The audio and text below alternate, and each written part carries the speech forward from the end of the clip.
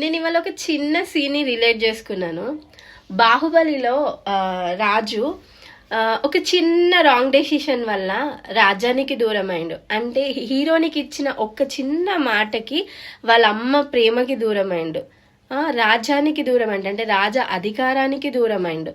కానీ ప్రజలు ఉంటారు కదా, రాజ్యంలో ఉండే ప్రజలకి మాత్రం దగ్గరైండు. ఆయన తీసుకునే డెసిషన్ తప్పు కాదు, ఆయన చేసే పని అస్సలు తప్పు కాదు, కానీ వాళ్ళ దృష్టిలో అది తప్పు అయింది. దానివల్ల రాజు అయ్యే బాహుబలిని దూరం పెట్టారు. అంత మాత్రాన ప్రభాస్ ఆ మూవీలో అతను ఎప్పుడు తక్కువ చేసుకోలేదు. ఆయనకి నచ్చిన విధంలోనే వెళ్ళినాడు. వాళ్ళ అమ్మకి ఇచ్చిన మాట ప్రకారం, అంటే మంచితనాన్నే నేను ఎప్పుడూ గెలిపించుకుంటూ వస్తా అన్న ఒక్క చిన్న మాటని. సో ఈ సిచ్యువేషన్ వల్ల నేను రిలేట్ చేసుకుంది ఏంటో తెలుసా, వాళ్ళ అమ్మకి ఇచ్చిన మాట ప్రకారం అతని మంచితనాన్ని ఎప్పటికీ మర్చిపోలేదు. అది సాధిస్తూనే ఆయన ఏంటో నిరూపించుకున్నాడు కాబట్టి కొడుకుకి రాజ్యం దక్కింది.